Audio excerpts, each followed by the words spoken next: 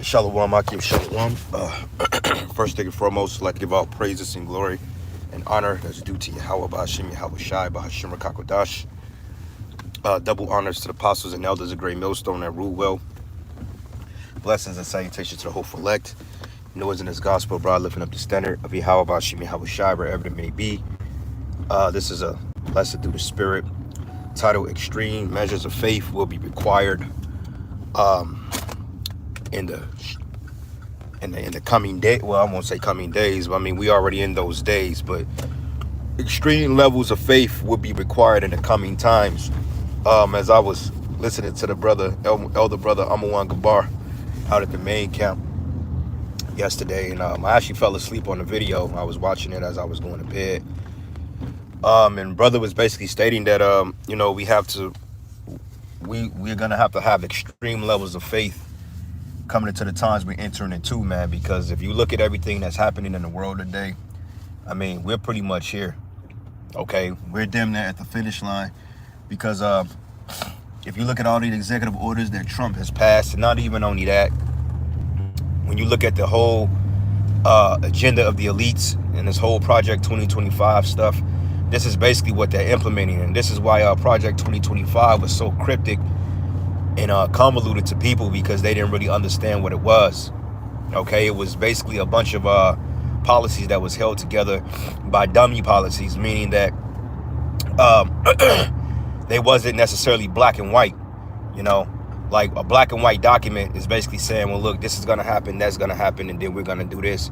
But instead they hid it on the economic reform and the new world, not the new world order, but the WEF. They hit it on the DEI programs, making America great again, tariffs. And basically they spoon-fed you people a bunch of false narratives that sound good verbatim. Okay, like when Trump said that, look, I'm going to put tariffs on China, everybody jumped for joy, not understanding that when you put tariffs on a nation that don't need your dollar to be sustained, they can just retaliate and put tariffs back on you, especially if you're the biggest consumer of their goods. So if you put tariffs on China, China is not really hitting any losses, because 95% of the shit that we use in America is created in China. So expect, rents, inflation, and stuff like that to go up, because for the simple fact, the U.S. dollar is not being worth anything. It's not worth anything. I was meditating on that movie, Leave the World Behind, and basically I have to watch it again, because a lot went down in that movie that went over people's heads, which came out towards the end of 2023. That was pretty much produced by Barack and Michelle Obama, which, they're insiders, so they will know the skinny. But when you first seen the movie, they was basically, you saw, I think it was called the White Lion, which, if I'm not mistaken, that was one of the first cargo slave ships that Jake was sent to America on, which was owned by the Small Hats, if I'm not mistaken. And you can look it up. But also, planes were falling out of the sky. Now, planes have been falling out of the sky like goddamn every other week since, I want to say, damn near November of last year. A lot of it just haven't been reported, but planes have been falling out the sky left and right, man. And basically in the Leave the World Behind, they was breaking down on how that's set up to cause division and turmoil among people, because see what they're doing now, they're basically trying to opt people into this AI type setup, okay, when things are going to be ran by AI. So if you got planes that's going off course and they're missing particular runways and stops and they're crash landing in the middle of highways, they can easily say, well, look, our systems are outdated. We need to come up with a more efficient means to have these things to navigate within port, so to speak. Which that's all folly and madness, because prior to, this whole attack on a digital infrastructure, planes wasn't really falling out the skies like that. And I mean, you do have plane crashes, but it's not common. But all of a sudden now they're common, because we're in what they call the Great Reset. So basically in that movie, they were showing you how the planes were crashing and the Teslas were crashing, and we've had an ordeal of Teslas catching on fire and all this other shit. And eventually the third stage was a coup, okay, which we're all familiar with coups, right? If you don't know what a coup is, look it up and get your understanding on that. But basically, we're in the midst of a coup, man. And what you're seeing right now is a takeover to push the digital age, a technocracy.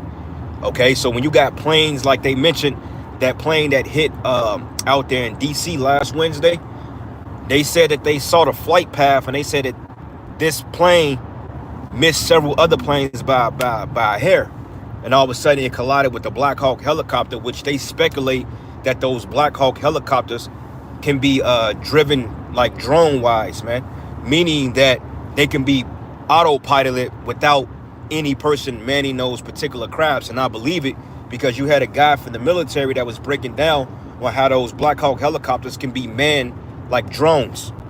So I don't really think anybody was inside that helicopter when it hit that commercial liner, but I do believe people was on that plane that got hit.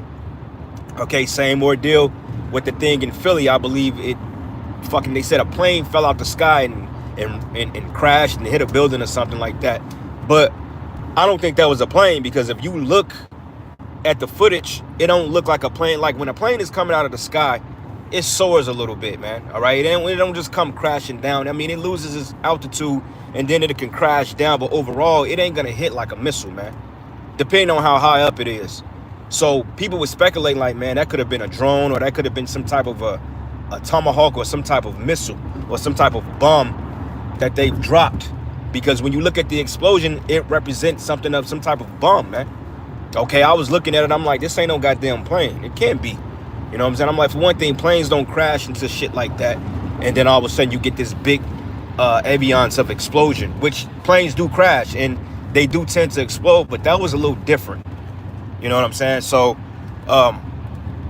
I don't know, but there's a lot of weird shit going on. So, you know, I recommend you brothers to watch the world, Leave the World Behind again, you know, just to get some insight on it, because eventually this is going to cause a civil war, because on a small scale of things, they got the people divided on these DEI policies, man. Which you got, I believe she's like I don't know this nigga woman's name, but I think she's like a spokesperson for like the Secretary of State or some shit of New York. And basically she's stating that particular city governments, state governments, are basically trying to overturn a lot of the DEI policies that Trump went about, because it's violating the law. But see, what they fail to realize is just because you have a statute, that doesn't make it a law in particular. Okay, like prime example, you get arrested for child support, they'll say, oh, you're breaking the law, but child support is not law. It's under the color of law. Okay, in order for it to be enacted in law, Congress, you know, and the powers to be have to improve in it, and then they have to document it, man. All right, so basically you have division among these states, which is going to cause division on a smaller scale. So you have several psyops going on at one time, all to get the people to be wrapped up in there in the vote of confusion, because eventually the solution is to go put the microchip in everybody. Like I was watching Redacted, and you got this chick by the name of Whitney Webb. I believe she's like an insider or something like that, and she was breaking down on how James O'Neill of the Humana Service, or the HHS, was basically going into they call something called Palatine or something like that, and basically how those algorithms from AI back in 2020 on up basically had a biased approach to mismanaging medicines pushed on minorities, and I say it that way. But yet this is the same guy who Trump basically state that they wanted to be over these particular warp speed programs, man. A guy by the name of James O'Neill, look him up, you know. And she broke it down on how the algorithms they're going to use is only 60 to 70% accurate. So therefore, when they start pushing these other pandemics on people, they're going to disproportionately target Jake. Like I've been telling people, I said, look, AI is going to be biased as all hell, man, because at the end of the day, AI is being programmed by Edomites, by men, by scientists. So when they start dispatching drones and troops and particular laws and shit like that to come against people that have certain talking points, AI is going to be very biased. Okay, same thing when you look up Boston Dynamics. Basically, in a police force, they have those techno drones, like them dogs and shit, that's equipped with 50 caliber sniper rifles, you know, and releasing these particular autonomous robots to police Jake. Those things are already programmed with the bias, man. Okay, because one thing about AI, they have what they call security algorithms, and security algorithms can be hacked, they can be manipulated, man. You know, and they showed you that on that Child's Play movie back in 2019, a remake, when basically it was a disgruntled factory worker. And what happened was